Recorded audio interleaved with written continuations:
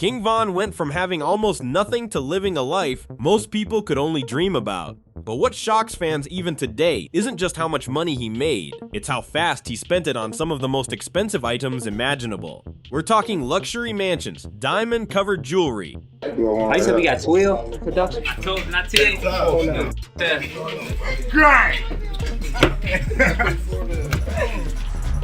Hey, look what I bought my mom. Bulletproof vehicles, designer watches worth more than most people's homes, and gifts so expensive that even other rappers couldn't believe what they were seeing. The craziest part? King Von wasn't the type of person who liked keeping his success hidden. Every time he reached a new level, he wanted the people closest to him to reach that level too.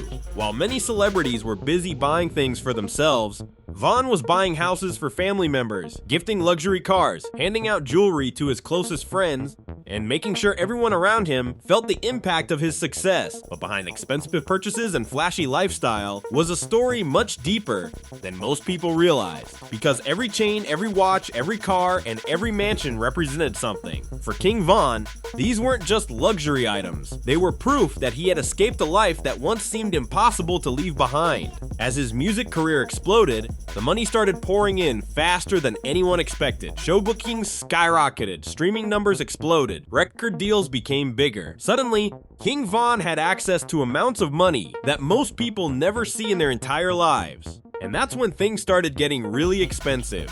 One purchase cost hundreds of thousands of dollars, another cost nearly $1 million. One collection alone was reportedly worth more than some professional athletes make in a year, and yet somehow, King Von kept spending. The more successful he became, the bigger the purchases got. The bigger the purchases became, the more attention he attracted. And the more attention he attracted, the more dangerous life became. Because while fans were focused on the jewelry, the cars, and the luxury lifestyle, very few people noticed something else happening in the background. The success was creating enemies. The fame was bringing pressure. The lifestyle was becoming increasingly difficult to maintain safely. Yet King Von kept moving forward, kept buying, kept building, kept dreaming bigger. What nobody knew at the time was that many of the incredibly expensive plans he had for the future would never get the chance to become reality. Some of the purchases he was preparing to make would remain unfinished forever. Some gifts would never be delivered. Some dreams would never be completed. And when tragedy suddenly struck, fans everywhere were left stunned, not only by the loss of one of rap's fastest rising stars, but by the unbelievable empire of luxury, wealth, and priceless possessions he left behind. From multi-$100,000 chains to exotic vehicles. From custom watches dripping in diamonds to gifts that changed his family's lives. Look, stop playing. Yeah, she got the bond about us. Fucking aggressive off the president. How your mama out look? Go ahead, put your mama little house up there so I can flex on you. See, she gonna put that big couch I bought her right here. She gonna put that right there. She gonna put that big TV I bought her up there. She wanna put it over the fireplace. I'm like, man, that ain't gonna work over there, you know. Forever, we're about to break down the stupidly expensive things King Von owned before he died. And trust me, some of these price tags are absolutely unbelievable. Before we start breaking down the ridiculously expensive things King Von owned, before his death, you first need to understand just how unbelievable his rise to fame actually was. Because unlike many celebrities who spent years slowly building their fortunes, King Von's journey felt like something straight out of a movie. One minute, he was struggling to survive in one of Chicago's most dangerous neighborhoods. The next, he was sitting on hundreds of thousands of dollars, signing major record deals, buying luxury cars, and living a lifestyle that most people spend their entire lives chasing. And that's exactly why his spending habits fascinated so many fans. People weren't just interested in what he bought. They wanted to know how someone could go from having almost nothing to spending millions in such a short period of time. Born and raised in Chicago, King Von experienced hardships from a young age. Life wasn't filled with luxury. There were no expensive watches, no designer clothes, no luxury vehicles parked outside. The reality was much different. Like many young people growing up in difficult environments, Von faced challenges that most successful entertainers never have to experience. Every day felt uncertain. Every opportunity mattered. Every decision carried consequences. Those early struggles would eventually shape the way he viewed money forever, because when someone grows up without much, success often means more than simply becoming rich. It becomes proof that all the pain was worth something, proof that the sacrifices meant something, proof that escaping the circumstances around you is actually possible. And once King Von finally started making serious money, he wasn't interested in living modestly. He wanted the world to know he made it, not because he wanted to brag, but because he wanted to enjoy everything he never had growing up. That's a major reason why many of his purchases were so extravagant. Every chain represented success, every watch represented achievement, every luxury vehicle represented another milestone in a life that once seemed destined for a very different path. His breakthrough came after catching the attention of fellow Chicago rapper Lil Durk. At the time, Durk was already becoming one of the biggest names in hip-hop. He recognized something special in Von, not just talent, not just charisma, but authenticity. King Von's storytelling felt real. His music connected with listeners because it sounded like someone describing experiences they had actually lived through. Fans immediately noticed. Songs started gaining traction. Streams exploded. Music videos generated millions of views. And suddenly, one of Chicago's newest rap stars was becoming one of the hottest artists in the industry. The money started arriving quickly. Show bookings increased. Streaming revenue multiplied. Merchandise sales exploded. New opportunities appeared everywhere. For the first time in his life, King Von had access to financial resources he had never imagined. Most people would probably have tried saving every dollar. King Von took a different approach. He started rewarding the people who supported him during his darkest moments. One of the first major examples involved his mother. Instead of immediately purchasing something flashy for himself, King Von focused on improving her life. That decision became one of the most talked about aspects of his success story. Fans respected it, friends admired it, and it revealed something important about his personality. Family came first. That philosophy would continue throughout his career. Whenever King Von discussed success, he often focused on the people around him. He wanted his family comfortable. He wanted his friends successful. He wanted his entire circle to benefit from his rise. That's why many of his purchases weren't just for himself. Some of the most expensive items he ever bought were gifts, luxury gifts, life-changing gifts, the kind of purchases that completely transformed someone's future. At the same time, however, King Von was developing another passion: jewelry. Lots of jewelry, and not ordinary jewelry. We're talking massive diamond chains, custom pendants, luxury watches covered in VVS diamonds. Pieces so expensive that even seasoned rappers were impressed. As his popularity increased, so did his jewelry collection. Every major accomplishment seemed to result in another purchase. A new chain, a new watch, a new bracelet, a new custom piece. Fans quickly noticed that King Von rarely appeared in public without thousands of dollars worth of diamonds around his neck. The jewelry became part of his image, part of his identity, part of what made him instantly recognizable. But jewelry wasn't the only thing consuming his attention. Like many successful rappers, King Von also developed a love for luxury vehicles. Fast cars, rare cars, customized cars, vehicles that cost more than many people's houses. For someone who grew up dreaming about success, owning exotic vehicles wasn't simply about transportation, it was about achievement. Every vehicle represented another reminder of how far he had come, and the collection kept growing. The more money he earned, the more expensive his taste became. Soon he wasn't just buying vehicles, he was customizing them, upgrading them, transforming them into one-of-a-kind machines. At the same time, fame was bringing new challenges. Success attracts attention. Unfortunately, not all attention is positive. As King Von became more famous, concerns about security also increased. This reality would influence some of his biggest purchases, because when you're one of the most recognizable figures in hip-hop, safety becomes a serious priority. Suddenly, luxury wasn't just about showing off. Sometimes luxury became protection. Sometimes expensive purchases served practical purposes. And as we move deeper into this story, you'll discover that some of the items King Von owned weren't merely expensive, they were astonishingly expensive. The kind of purchases that make people pause and ask the same question: how much money was he actually making?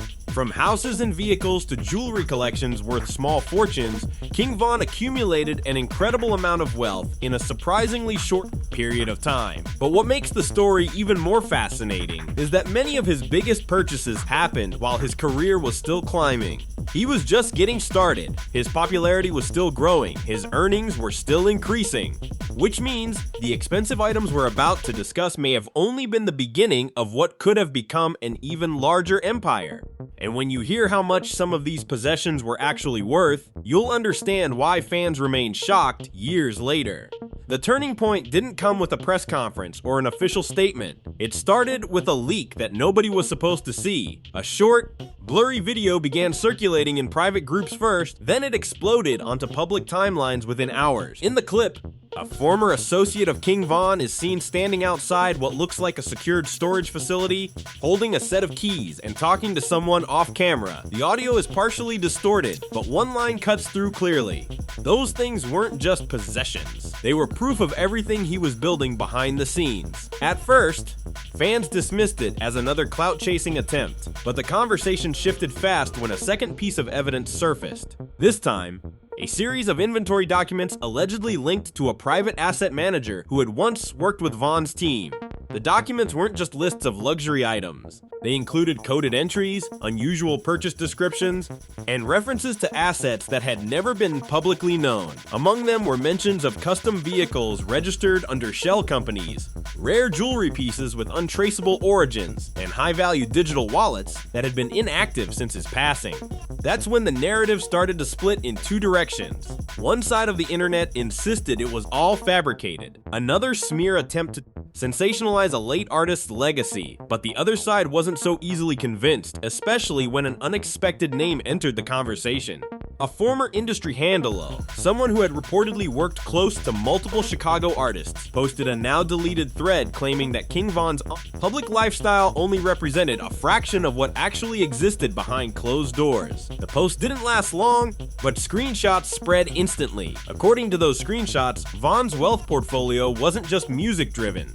It allegedly included investments routed through third-party accounts, luxury asset exchanges in different cities, and even partial ownership stakes in properties that were never publicly attributed to him. That alone would have been enough to stir controversy. But the real shock came next. A well-known collector from Atlanta made a cryptic post showing a rare diamond-studded chain, one that fans immediately recognized from a previously unseen studio photo of Von. The collector didn't name him directly, but the caption read, "Some pieces don't stay where they're supposed to, especially after things end too soon." Within minutes, speculation spiraled out of control.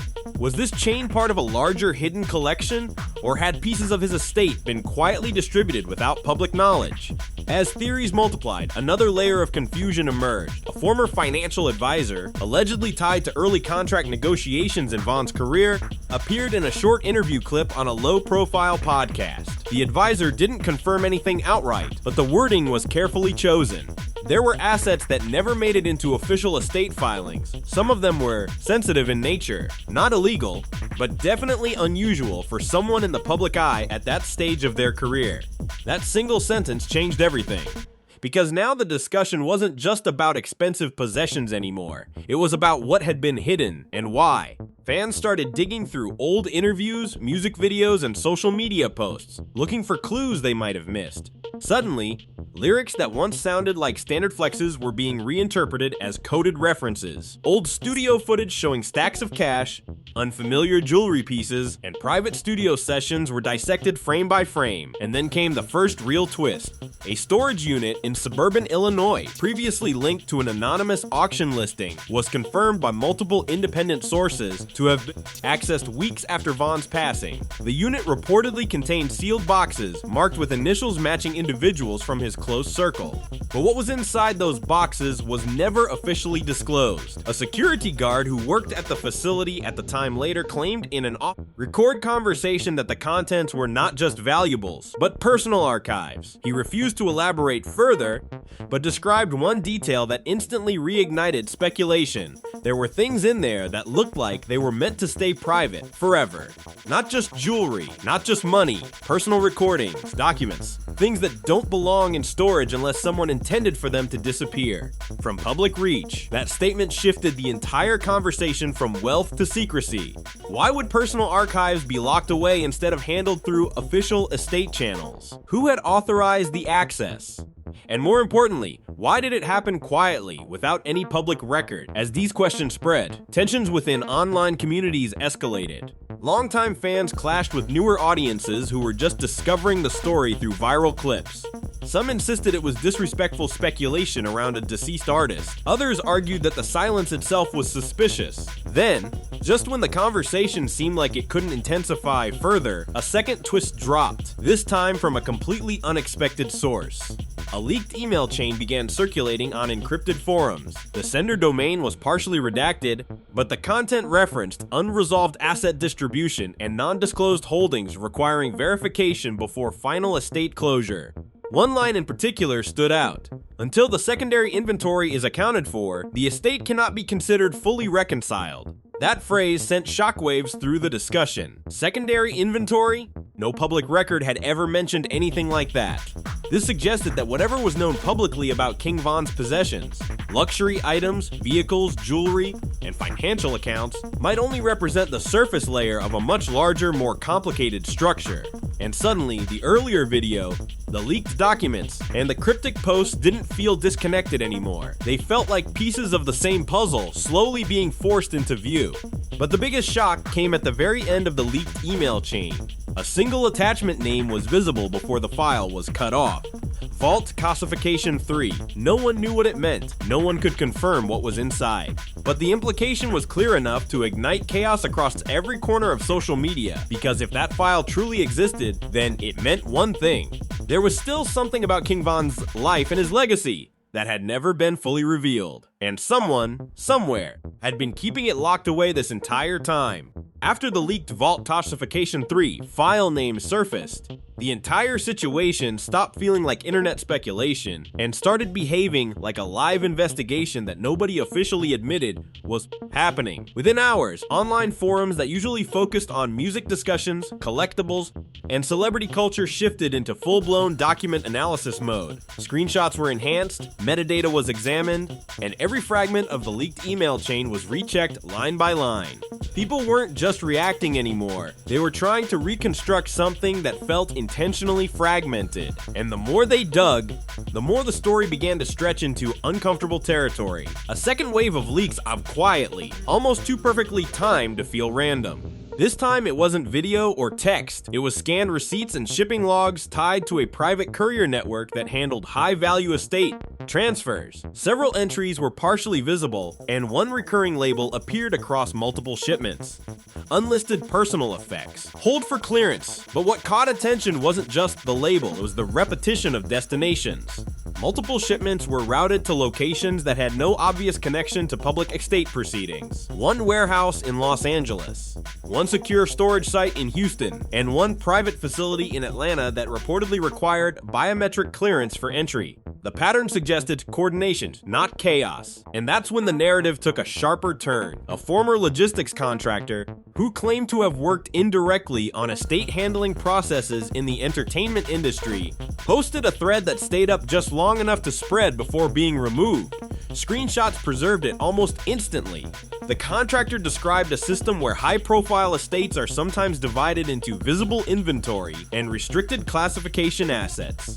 According to the post, restricted classification assets are not necessarily illegal, but they are often too sensitive, too private, or too strategically valuable to be included in public probate records. That alone was enough to reignite speculation. But the post didn't stop there. It claimed that King Von's estate categorization included a third tier that was not standard in typical asset divisions. The term used was legacy lock items. No explanation followed, but the implication was immediate. Whatever fell into that category wasn't meant to be sold, displayed, or even publicly acknowledged in conventional estate proceedings.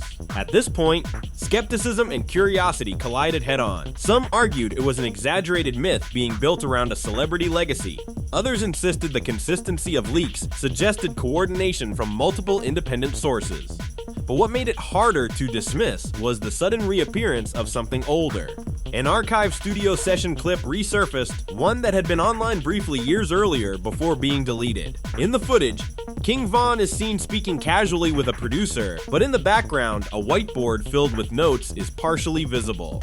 Sharp-eyed viewers noticed something unusual. Certain phrases written on the board did not match standard music production language. Instead, they resembled tracking codes, strings of letters and numbers that didn't correspond to known album projects or song titles. One phrase, partially visible, read, VCore lock phase initiated. At first, it was dismissed as studio jargon or internal shorthand. But after the recent leaks, people started connecting dots that had previously been ignored. Then came the escalation. A major twist emerged when a private estate auditor, someone whose identity was partially verified through professional licensing records, was anonymously quoted in a financial journalism blog. The blog itself wasn't widely known, but the quote spread instantly once screenshots hit social media. According to the auditor, there were discrepancies between declared assets and verified holdings.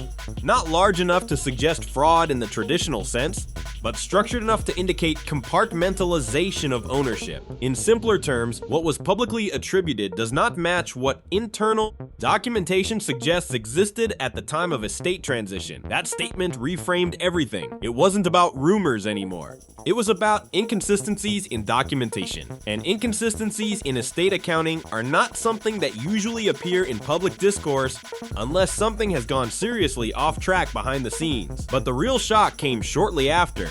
A security breach was reported at a private records archive facility in Chicago. No theft was confirmed publicly, but internal logs, later partially leaked, showed unauthorized access attempts to a sealed file group labeled under a restricted classification.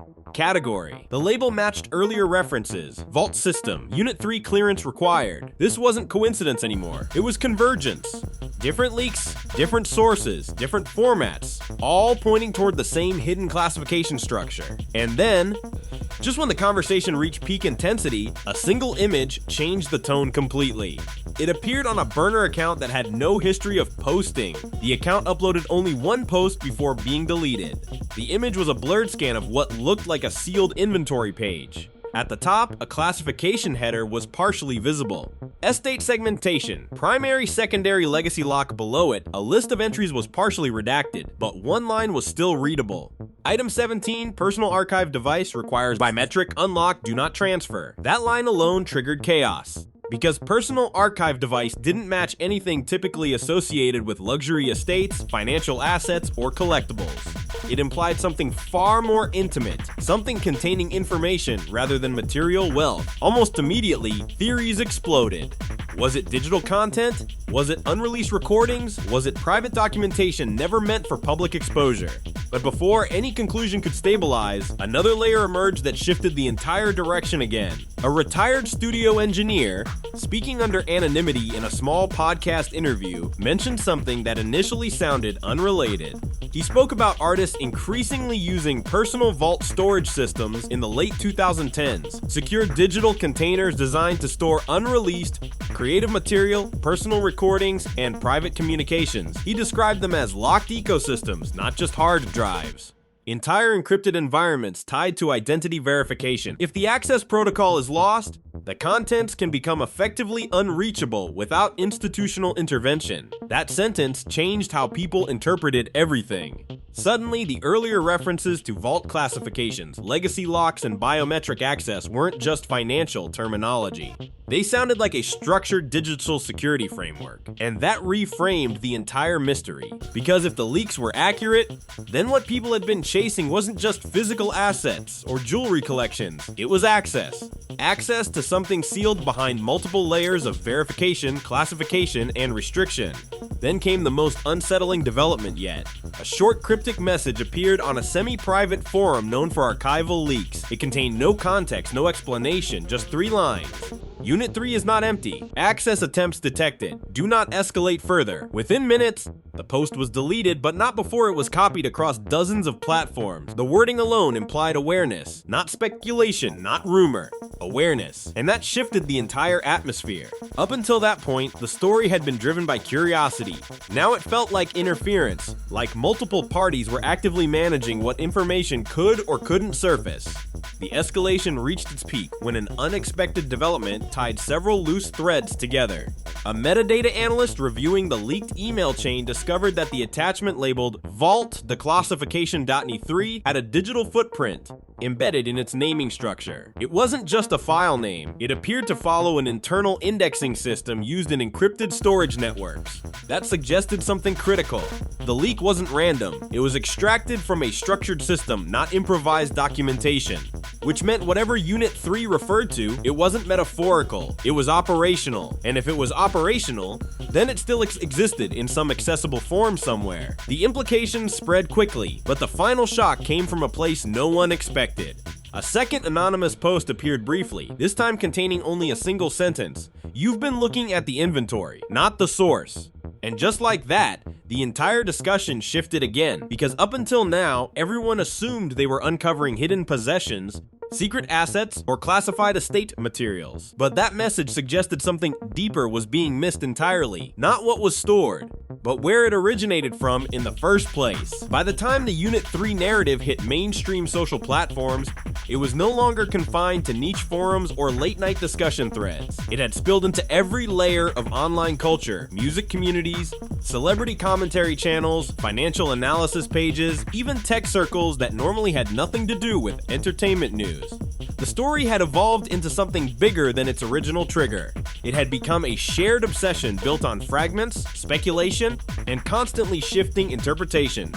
And what made it so volatile was the lack of a single authoritative voice to shut it down. No official estate clarification arrived. No verified representatives issued a detailed breakdown. That silence didn't reduce tension, it amplified it. Every hour without a firm answer added fuel to the speculation cycle, allowing interpretations to grow wilder and more detailed. Music fans were the first to emotionally react, and their response was split almost immediately into two opposing camps. One group treated the entire situation as invasive myth-making. For them, the focus on hidden vaults, classified inventories, and alleged digital archives felt like an attempt to commercialize and distort a legacy that should have remained rooted in music and cultural impact. They pointed out that deceased artists often become subject of exaggerated narratives where every rumor is amplified into supposed hidden truth for engagement, but the other group saw something different entirely. To them, the consistency of leaks, documents, videos, metadata fragments, and repeated references to structured vault systems suggested that there was more happening behind closed doors than had ever been publicly acknowledged. They didn't necessarily claim everything was true, but they argued that the alignment of multiple independent leaks was difficult to ignore. This divide created an unusually intense culture war inside comment sections and livestream chats. Entire debates unfolded in real time, with viewers dissecting every new post like evidence in an ongoing case. Then the content creators arrived. Within 24 hours of the story trending globally, major commentary channels began producing breakdown videos. Some approached it cautiously, framing it as unverified estate speculation. Others leaned fully into the mystery, presenting hour-long analyses of leaked screenshots, alleged storage logs, and reconstructed timelines. Thumbnails became increasingly dramatic. Words like vault, hidden leak, and exposed dominated titles. Engagement skyrocketed. One particular livestream broke platform records for simultaneous viewers in its category, simply because the creator was live analyzing the legacy lock items theory while reacting to new comments in real time. The chat moved too fast to follow, filled with theories ranging from encrypted music archives to hidden contractual agreements. Meanwhile, within the music industry itself, reactions were far more restrained but noticeably tense. Producers, engineers, and industry insiders began to receive repeated questions about vault systems and posthumous asset classification. Most refused to comment on record, but the tone of private conversations, later paraphrased by anonymous sources, suggested discomfort with how quickly the narrative was escalating. Some industry professionals dismissed the entire situation as internet reconstruction bias, where unrelated fragments are stitched together into a false pattern simply because they appear to align. Others, however, admitted something more cautious, that modern entertainment estates are far more complex than the public realizes, especially when digital storage, Unreleased material and licensing structures are involved. That ambiguity only deepened the mystery. Financial analysts also began to weigh in, not because they were interested in celebrity culture, but because the alleged references to secondary inventories and structured asset compartmentalization resembled terminology used in high-level estate management. While they did not confirm any connection to specific individuals, they noted that large estates, especially those involving intellectual property, can sometimes involve multi-layered asset classification systems that are not fully visible in public filings. This technical explanation gave credibility to parts of the discussion without confirming anything specific. And that nuance made things even more complicated because it allowed both sides of the debate to claim partial validation. In parallel, fan communities began organizing digital archives of their own, compiling every known appearance, lyric reference, studio clip, and interview segment. These compilations were analyzed like evidence boards with timestamps, annotations, and cross-reference theories. Entire collaborative documents emerged where users debated whether certain lyrics hinted at hidden catalog systems or private storage references. At the same time, skepticism intensified among veteran fans who had seen similar cycles before. They pointed out how quickly narratives can evolve when driven by selective leaks and algorithmic amplification. According to them, once a story reaches a certain threshold of attention, every ambiguous detail becomes proof of something larger, regardless of original context. Despite the skepticism, engagement did not slow down. If anything, it accelerated further when public figures started reacting indirectly. A few prominent artists posted cryptic messages on social media, short phrases about truth always surfacing, or not everything is meant to be seen. At once, none of them referenced the situation directly, but timing alone was enough for audiences to interpret them as responses to the unfolding narrative. This in turn created another layer of speculation, whether the industry itself was aware of something beyond public knowledge. Even journalists joined the conversation, though cautiously. Some entertainment reporters emphasized the lack of verified documentation behind the leaks, warning against treating speculative content as fact. Others acknowledged that the structure of the leaks, particularly the repeated terminology around classification tiers and storage units, was unusual enough to warrant curiosity, if not conclusions. But the most striking reaction came from archivists and digital preservation experts.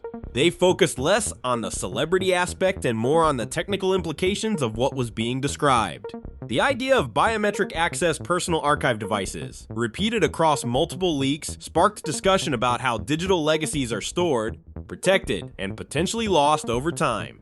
Experts explained that modern encryption systems can render data permanently inaccessible if authentication layers are lost or intentionally sealed. That explanation reframed the entire conversation once again. What had initially been framed as a mystery about hidden assets now began to resemble a broader discussion about digital legacy control. Who owns access to a person's private archives after their passing, and how much of that information should ever become public? Meanwhile, social media sentiment continued to fracture. Some users demanded transparency, arguing that if such structured systems existed, the public had a right to understand how posthumous estates were being managed. Others pushed back, insisting that privacy does not end with fame, and that speculation built on leaks risks violating boundaries that should remain intact. Amid this tension, conspiracy-driven narratives also began to circulate. Some claimed external parties were intentionally shaping the leaks. Others suggested internal disputes over estate management. None of these claims were substantiated, but they spread quickly because they offered simple explanations for a complex and fragmented situation. And through all of it, one detail remained constant. The phrase Unit 3 continued to appear in discussions, even in unrelated threads, as if it had become shorthand for something larger than itself. By this stage, the story had completely detached from its original form. It was no longer about specific items or alleged inventories. It had become a symbol of secrecy, of hidden systems, of unknown structures operating behind visible legacy. And just when it seemed like the conversation might stabilize into exhaustion, a new development emerged that shifted attention once again. A small, previously unnoticed update appeared on an obscure archival tracker site. It referenced the status change. Legacy lock index active monitoring resumed. No explanation, no context, no source attribution. But it was enough, because it suggested that whatever system people believed they were uncovering was still being watched in real time. By this point, the story had reached a strange kind of saturation. Every new leak, every screenshot, every anonymous post felt like it should have been the final piece. But instead of resolving anything, each addition only deepened the uncertainty. The phrase Legacy Lock Index, active monitoring resumed, had already shifted the tone from speculation to something more unsettling. The feeling that whatever was being discussed wasn't just historical, but still active. Then everything changed again with something almost too small to notice at first. A single file appeared on an obscure file-sharing mirror that was normally used for archival backups. It had no description, no preview text, and no identifiable uploader. The file name was simple, Uni3Log. At first, it was dismissed as another fabricated upload, until metadata analysts started looking at it. The file wasn't new.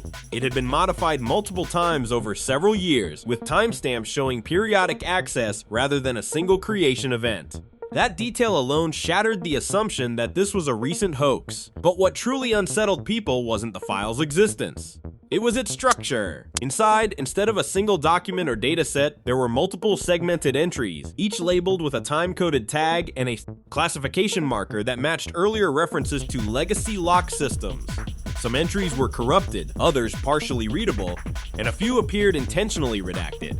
One line, however, stood out clearly enough to stop the entire discussion cold. Subject access attempt detected. Non-eState authorized interface. The wording implied something no one had fully considered yet. Interaction.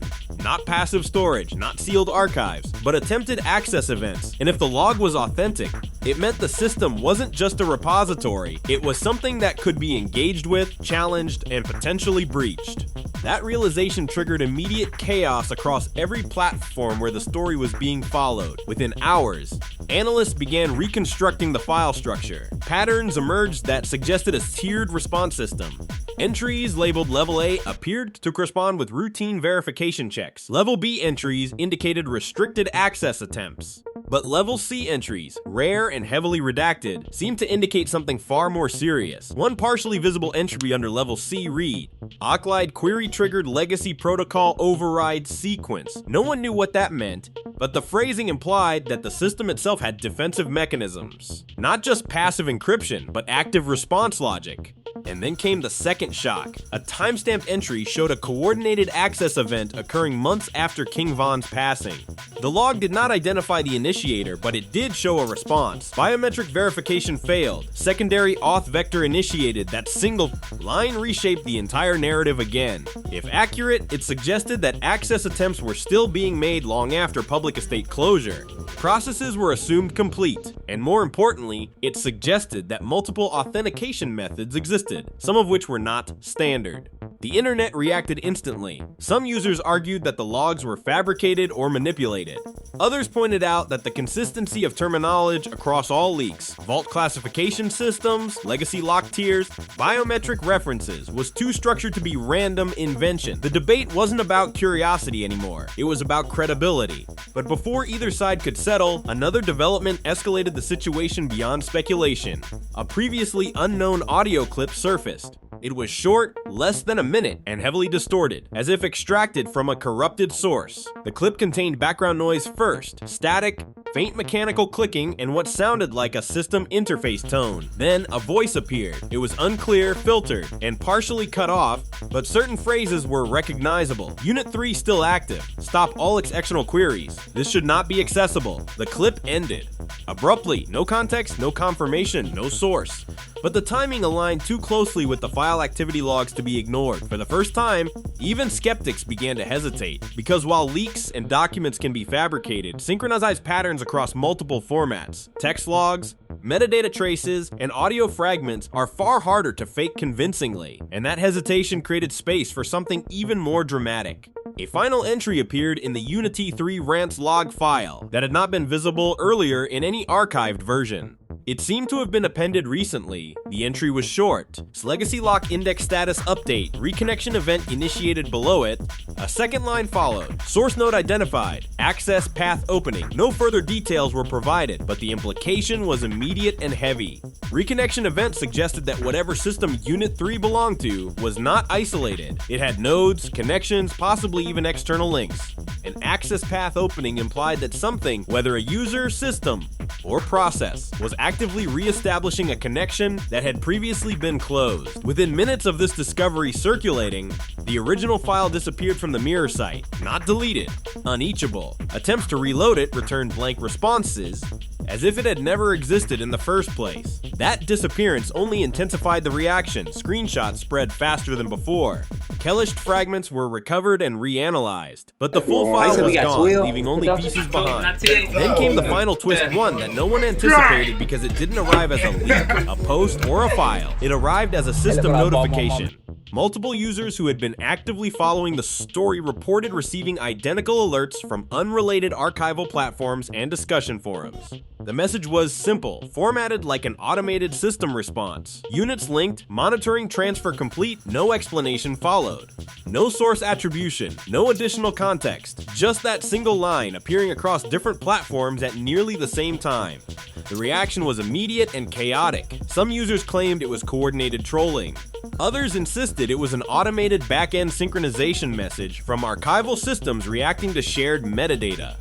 A smaller group argued something far more extreme, that multiple systems referencing Unit 3 terminology had unintentionally synchronized due to repeated external queries, but no explanation fully satisfied what people were seeing, because across all interpretations, one fact remained unchanged, something was still responding. And then, just as discussions began spiraling into their final wave of speculation, a last, almost impossible detail surfaced. A newly indexed entry appeared in a completely separate archival database, one that had never previously contained any reference to this entire narrative. The entry title was Automatic, System Generated, and Stark. Unit 3, active status, confirmed, no file attached, no explanation, just confirmation, and below it a single timestamp showing real-time activity.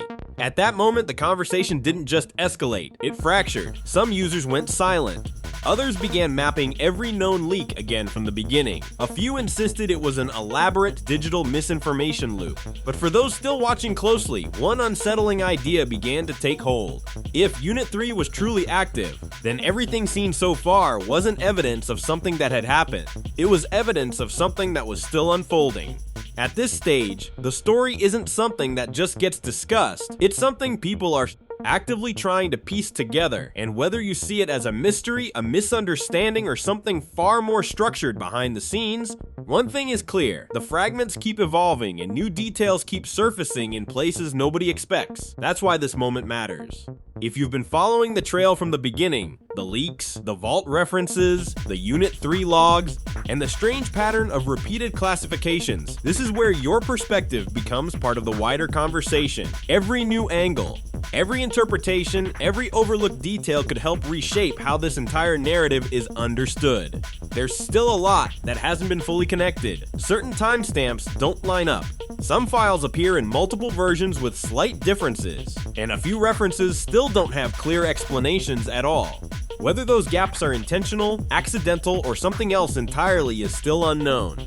But that uncertainty is exactly what keeps the discussion alive. People are already comparing notes across platforms, building timelines, cross-referencing leaks, and trying to separate noise from structure. If you've noticed something others haven't, and an inconsistency, a pattern, or even a small detail that doesn't fit, this is the kind of moment where it actually matters to bring it forward into the discussion.